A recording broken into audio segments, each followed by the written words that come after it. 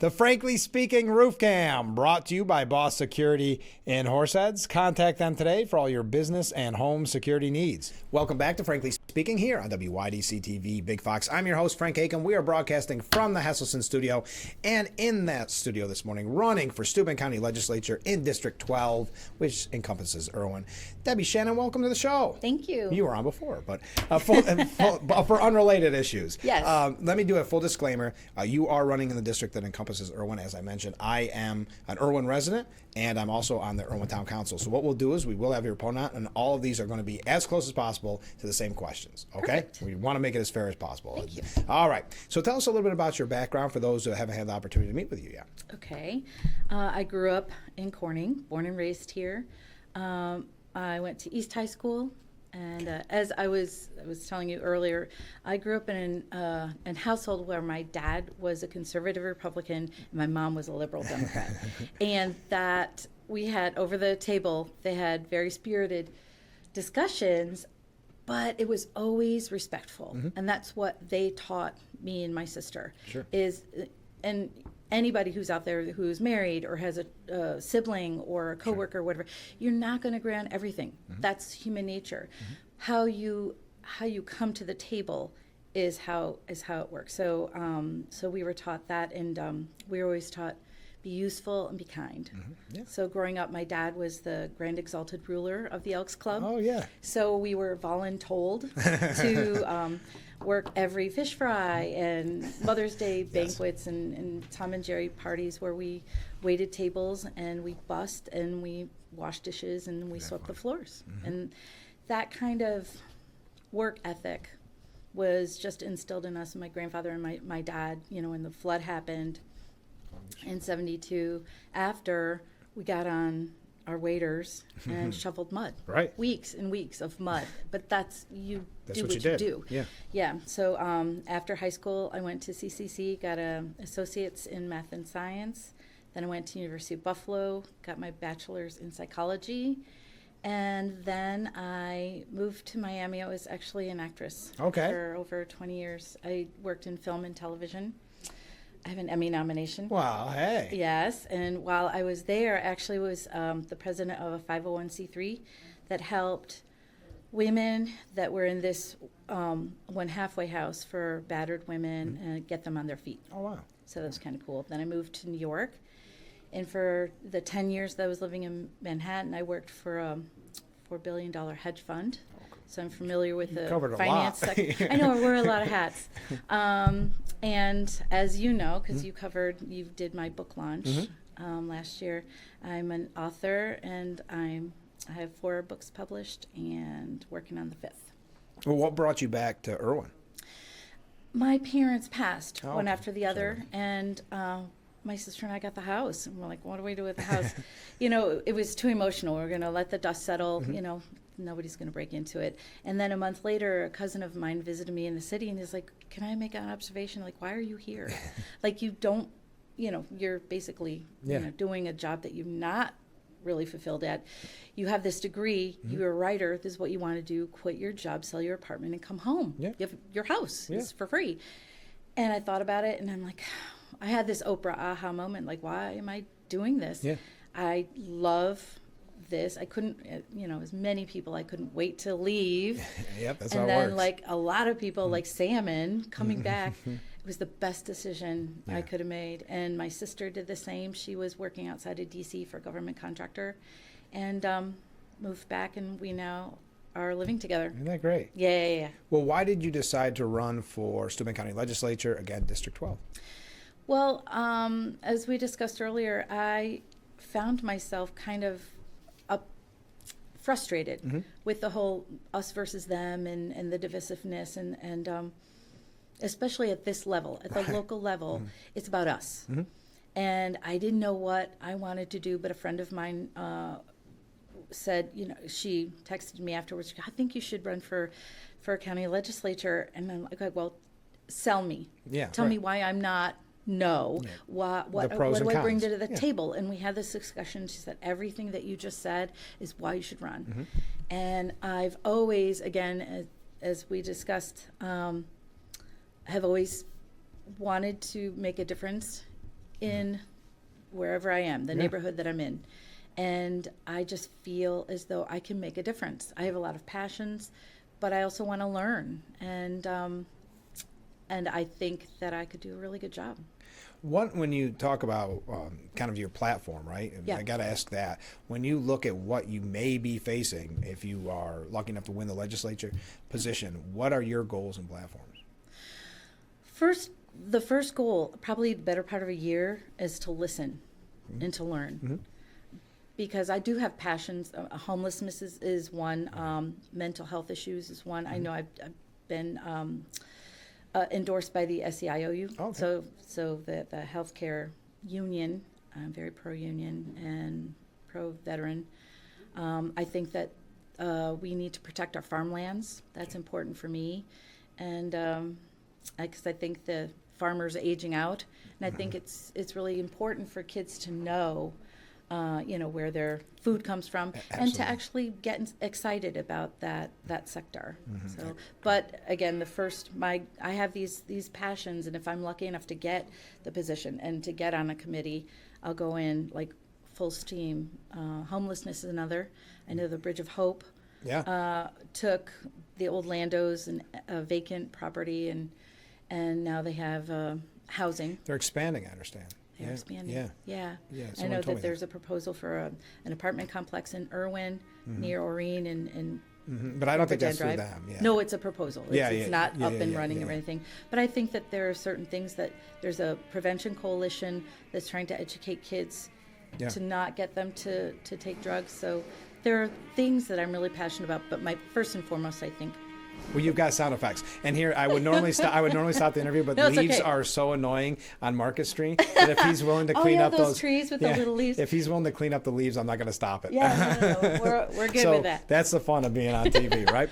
But yeah, there is obviously a lot of issues. What do you think you want to take your time getting in there and learn, and there is a learning curve to any position like this. Absolutely. But what issues do you see yourself maybe having to deal with if you are elected? There are some really, really important issues. I think PFAS is a big thing. Because again, I think as we discussed, because my dad and my mom had these very respectful discussions, this is where I think people need to not be, this is my way or the highway. There's a solution for everything, and we need to come to the table. I do believe that the farmers have a right to farm. But there's also a situation where PFAS is a forever chemical that's hurting not only their soil but the water and blah blah blah. Yeah. He's okay.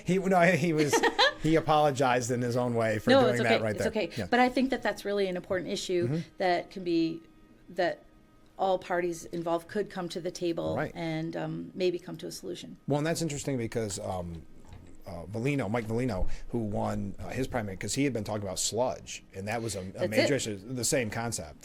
Sludge fertilizer, so that's, I know that he's taken that very so far. I know that that's a really important issue. I know homelessness is an issue. I know drug usage, mental health is an issue. There are a lot of things that at this local level, we can forget about Washington. Washington will take care of itself, right? But as we discussed, and this is why your show is so important, because you want to stress how at this level, at the local level, the rubber meets the road. And this is where things happen, and this is where decisions are made that will affect your life, your livelihood, your family, and your health.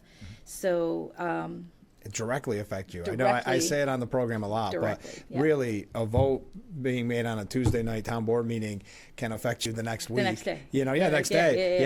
And again, we all like the national stuff. We all watch it.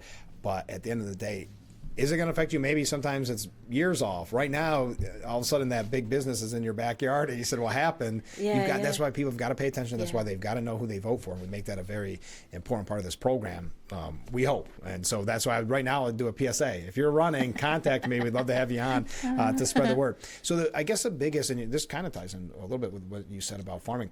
Obviously, Steuben County, not necessarily Erwin, but Steuben County has seen such an issue with flooding, and it's been such a struggle. And I know in Erwin there's been issues with debris in the creeks and the streams. Remember when we had in the river. 2021, I think it was Tropical Storm Fred that went through Jasper and Trumansburg and Woodhull. Yeah. And they finally rebuilt it, Jasper, right? And then they destroyed the school and everything. And FEMA came in with millions of dollars, and they wanted to redo the infrastructure. And then 2024, the remnants of Debbie hit and reflooded everything. And so I think that they're going to be rebuilding the school elsewhere so that it's not in a flood zone. But the people in FEMA, they want to do something with the riverbed. DEC says, not so fast. Right. Because we have an environmental situation. And again, this is where I think when you discuss, get the parties together, and get them at the table and have a conversation. Okay, well, can we do some things? We don't have to take a bulldozer or, is there something that we can do? And I always find that there's a solution to every problem. Sure. You just have to have to talk it out.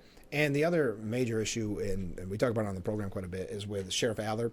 And obviously there's a recent appeal. Just your thoughts on kind of that scenario. We've been through it from the beginning on the program, but your thoughts overall on the county and the sheriff. My thoughts. First of all, we could take up the whole show, probably. Yeah, right, exactly. I'm sorry, that's a big question. Exactly. No, first and foremost, I won't take too much of your time, but the sheriff is elected. He can't be fired, and he was elected.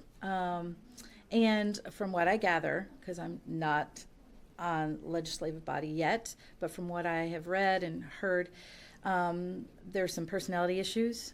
He wanted to use some disciplinary action for a certain thing or things, and he's going by the Sheriff's Association rules. Those are his rules, and this is how we do it, and this is what I was elected to do. Right. You hired me to do this, and people on the county or legislative board were like, no, we had these things. We want you to this way. And they were butting heads, and it got to the point where attorneys are involved and the courts are involved.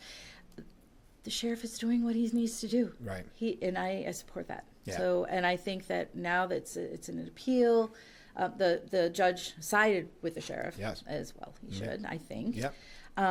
In my opinion, you're asking my opinion. It's yeah, that's exactly it. And I think that it's now an appeal. I think way too much time and money has been spent on this, when I think parties could get together and just talk about their issues instead of trying to one up. Yeah, I understand. That's my thought. Yeah, I like it. So overall, how has the campaign been going? Any surprises?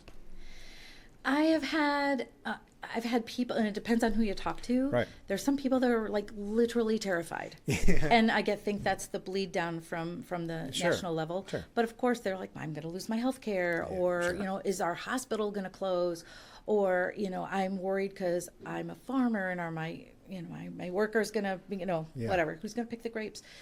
I think that's going to inevitably happen. Local issues may be affected by national issues. True.